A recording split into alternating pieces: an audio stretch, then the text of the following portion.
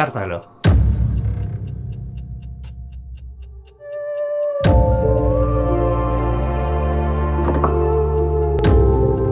Alabazan edo ez bazan, entzun dadila naiz irratian.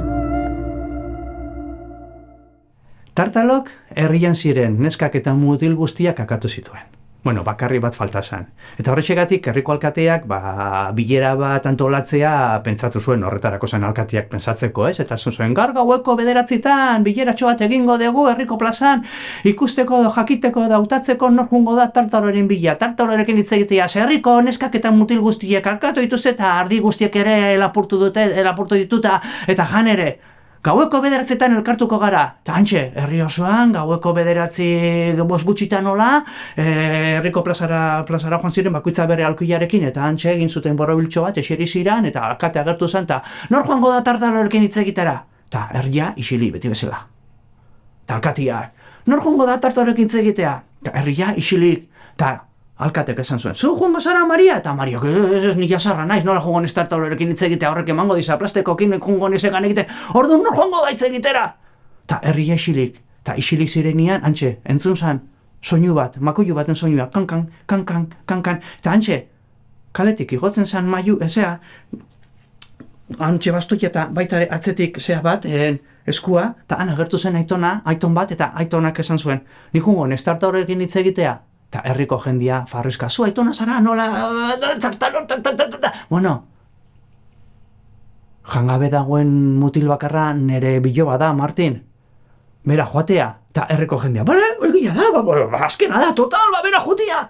Eta Martineri esan zioten, eta Martinek, bueno, jungo naiz, nire lagunak ez da, jungo naiz. Eta Martineri eman zioten motxila bat, eta baita ere esan zioten no zegoen Tartaloren kobazulua, eta dan, ekasi zuen, Tartaloren kobazula erresa santopatzia, hantxe igo berzan aldapa, eta justu aldapa bukatzen ziren mendiko aldapa, hantxe sort azten zen, zera basoiluna, eta basoiluna oso reskutsua da. Ze hantxe sartzen zarenian, horrela esan zion aitonak, begi itxita sartu behar zara, ze begiak zabaldozkero, harria bihurtuko zara, eta basoiluna bukatzen denean, hantxe gongo da Tartaloren kobazuloren sarrera, eta Martinek dana buruan sartu, motxila hartu, eta horrengo goizian, lehenengo argilekin hasi zan aldapa gora, lehenengo zati jarretxa, hantxe, bere begi frenten, basoiluna, eta Martinek, begiak itxiko ditut, ze, igual tontakeri bada, baina igual arriskutsua da, igual harria bihurtzen ez, eta begiak itxita, hantxe sartu zan, basoilunian, klak! Hasi zan, ibiltzen, eta nabaritzen zituen zeak, armian maren zarek emendika, aurpegietik, eta, Martin, jarritu horrea, eta derrepente, hankak sartu zuen zingira baten, eta, hemen, bustita dago, esetasuna, eta baitaren nabaritzen zituen, zugen, zea arrastruakola, ez dakin nola esan, hankat artertik, eta bera aurrera, begi itxita, eta, bapatian, basoaren esetasuna, ez zeoen bere aurpegin frente, berriz eguzkiaren berotasuna, eta orduan Martin konturatu zen, hantxe, basoa bukatuta zegoela, eta begiak zabaldu zituen, eta gila, hantxe frenten, Tartaloren kobazulua, iluna, berde, esetasuna eta usain txarrarekin, baina Martin, ausardiaz edo beldurtuta euskalo, arnaz hartu, eskua hola jarri zuen kobazuloren sarreran, eta esan zuen, Tartalo! Baina inork ez zuen erantzun, Tartalo! Eta inork ez zuen erantzun, eta zer baki zuen, sartzia, hantxe sartu zanko bazulo barrera, eta iluna, argirik gabe, esetasuna, eta hantxe, bukaeran argi bat, ara junzan Martin korrika, eta argian zegoen tokian, burua sartu eta hantxe zegoen Tartaloren gela, eta gela erresa zan, simplia, zua, ohe handi bat, ohe txikiat, mai bat, eta ardi asko, eta han sartu zen Martin Tartalo, eta Tartalo zegoen, eta bueno, betorri naiz bere bila, eta hemen galdituko naiz, eta eseri zanan bor baten gainean, eta hantxe orduak etorri, Martin lokartu zen, eta lokartu zenean, Tartalo aiatu zen, eta Tartaloan zegoen kobazuloren sarreran, eta sarreran zegoenean Tartolari usain goxua sartu bezea sudoratek, eta kobazulo barruan mutil edo neska bat dago, eta usain goxua dauka, bihar izango da nere gozaria, eta hantxe sartu zan korrika tartalo eta bere egongelan sartu zanean antxe ikusi zuen Martin eserita eta mutil bada eta goxua ematen dut eta pixka eta haragia baditu, bihar jango dut, baina lehenengo esnatuko dut eta bere aldamenean jarri zen Martin aldamenean eta eskuekin nola sorbaldan jarri Martinai eta Martin esnatu zan garrasi batez. Eta tartalo, zer egiten duzu nereko basulon? Zurekin hitz egitera etorri nahi, zurekin hitz egitera zertaz. Herriko neskak eta mutilak handituzu eta herriko ardilak baita ere. Eta zu izango zara bihar nere gozaria, zu izango zara herriko azken mutila jango dudana. Eta Martin konturatu zanean harrapatuta zegoela eskapatzera joan zen. Baina tartalok hartu zuen harri handi bat, eta tapatu zuen harri horrekin tapatu zuen kobazuloren sarrera ate bat izango balitz bezala. Martin, entzerratuta zaude, zuk ezin dezu mugitu harri hori, hemen geldituko zara, bihar izango zara nere gozari. Joan zaitez oera! Bihar fresko jango zaituta eta Martin beldurtuta ohe txikira joan zen eta ohean sartu zen, ohean sartu lehenengo maindirek eta ezin maindirek zian ardilen azalak, baina zikinduta lokatzarekin, odol zatilekin eta inkluso pertsonen hileekin eta Martin mandak eta zabaldu eta kriston kiratzatera zen, baina tapatu zen eta begiak itxi zituen, baina zen gelditulo. Begi bat pixkat irikita utzi zuen ikusteko zer egiten zuen tartalok. Eta ondo ikusi zuen zer egiten zuen. Urrengo eguneko gozaria gozaltzeko behar zuen gauza guztia prestatu zuen tartalok. Antxe platera handi bat jartzeko, antxe Martin zerratuta eta baita ere espata bat. Eta espata jartzerakoan mai gainean tartalok esan zuen. Espata honekin gauerdian akatuko zaitut, bihar fresko egoteko. Eta tartaloko esan darakoan, ondira joan zen. Maindirek zabaldu zituen ondileko eta maindirek zabaltzerakoan eta aterazan kiatzarekin ia Martin hola gintzen. Tartalo tapatu zen, tartalok bere begi bakarra itxi zuen eta momentu horretan Martinek bere bi begiak zabaldu eta zerbait egin beharko de, zepillar, espatarekin akatuko no, zer egingo de, badakit! Iskutatuko naiz, ohe azpilan, eta ohe azpira joan sartu zanean, eskuak sartu zituen ohe azpilan, eta papatian, dana, odola.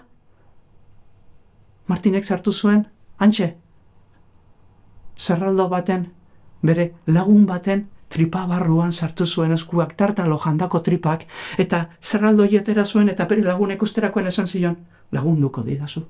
Eta beak jarri zuen bere ordez, ohe gainean, tapatu zuen gorputza hilda, eta bera sartu zen, odol zarren artean, ohe azpilan. Justu momentu horretan tartalok zabaldu zuen bere begi bakarra, klak! Maiara joan zen, antxe hartu zuen espata, eta joan zen ohe txikiaren aldamenean. Han jarri zen eta esan zion, tartalok esan zuen. Martin, akatuko zaitut bihar fresko egoteko, eta klak egin zuen.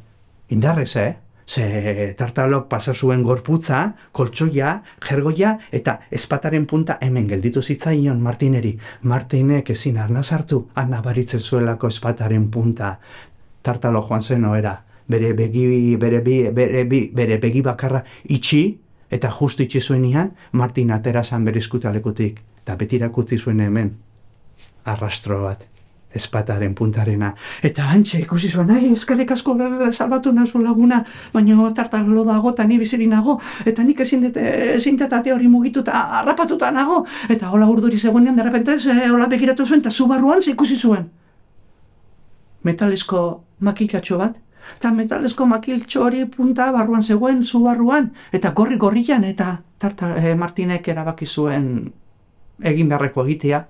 Hartu zuen burdin hori eta joan zen tartaloren ohera, eta antxe, esan zion, tartalo, begian sartuko dizut burdin zati hau itxua gelditzeko, eta krak sartu zion, tartalo esnatu zan garrasi baten, zer egin didazu, Martin, ez dut ezer ikusten, odola ateratzen zan horrela, eta tartaloak hartu zuen antxe belar batzuk eta lokatza eta txistua bota eta sartu zuen begian, eta bai, itxua nago, Martin, baina zuk ezin dezu mugitu harri hau.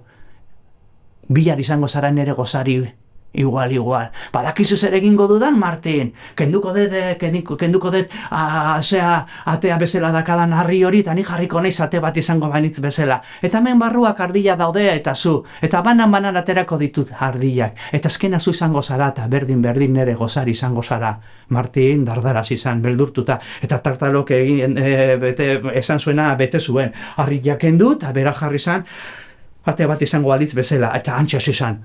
Ikutzen eta hau ardi bada kanpora, bost ardi besterik ez eta Martin, hau ardi bada kanpora, lau ardi eta Martin, hau ardi bada, azkena Martin gelditzen zen bakarrik eta zer egingo dut, eta klak, papatian, zerbait biuina zapaldu zuen, antxe zegoen tartalok erabiltzen zuen ardi baten azala alfombra izango balitz bezala, eta pentsatu gabe, zorbaldan jarri zuen, eta tartalok, kak, ikutu baita ereta. Ardi hau, pixkat flaka dago, eta Martineri ideia korritu zitzaion. Martinek egin zuen, be! Eta tartalok pentsatu zardi bazela, kanpora! Eta Martin, ondo libratu naiz! Atera zan korrik asiztu bizian, ondo atera naiz! Baina Martin esen hain listua eta tartalo esen hain txontua, tartalo konturatu zan, Martin eskapatuta zegoela, eta tartalok berezku erraldoiarekin esku erraldoia sartu zuen sakela barruan, eta patrikatik atera zuen urrezko eraztun bat. Urrezko eraztun hori magikoa zan, urrezko eraztun hori behatz baten sartuzkero, eraztunak egingo zuen zan, istutu eta ezin atera, eta gainean, txibatu bazen, tartalok aldetuzkero, eraztunari, eraztunak non zaude, eraztunak bete erantzungo zion, hemen nago, eta jakinda nola garen gizakilok esan zion, Martin, irabazi nauzu, zurezako pari bat, eta bota zion eraztuna eta Martinek, urrezko eraztun bat hartu zuen, eta ez galtzeko, behatzan sartu zuen, eta bapatian, eraztuna, istutu zuen, eraztunak, istutu, eta Martin, ezin detatera, tartatalo, bai, txibato bada, beitu, ni galdetuko diot, eraztuna non zaude, eta eraztuna, hemen nago, eta Martin konturatu zen, zintzula ez ere egin, eta korrik hasi zen, eta tartalo, eraztuna non zaude, eta eraztuna, hemen nago, isildu, eraztuna non zaude, hemen nago, eta Martin korrika, tartalo korrika, eta alako batian, Martinen bidea, bukatu zan, antxe amildegi bat. Eta Martinek ezekin zer egin. Zer egingo, eta Martinek egin zuen, eskuak patrikan sartu pentsatzeko, eta patrikan, antxe zekan, laban bat, hartzaiek erabiltzen duten labantxoiek hasta mozteko, eta egin zuen gauza bakarra. Egin behar zuena. Behatza, moztu. Nera monako lasaten zian. Behatza, edo atza hartu zuen, eta amildegitik bota zuen. Baita ere, eraztuna, eta eraztuna erortzen ari zanean, Martin iskutatu zen, harri baten atzean jarri zen, eta antxe, tartalo, eraztuna non zaude? Eta eraztuna erortzen ari zela, hemen nago, eta tartalo, eraztuna non zaude? Hemen nago, eta justu tartalo. Ertzean zegoenian, azken aldiz galdetu zion eraztunari, eraztuna non zaude? Eta eraztuna erortzen ari zela, hemen nago, eta Martin hemen iskutatuta, tartalok pentsatuz, bidea aurrera joaten zela, pauso luze bat eman zuen, eta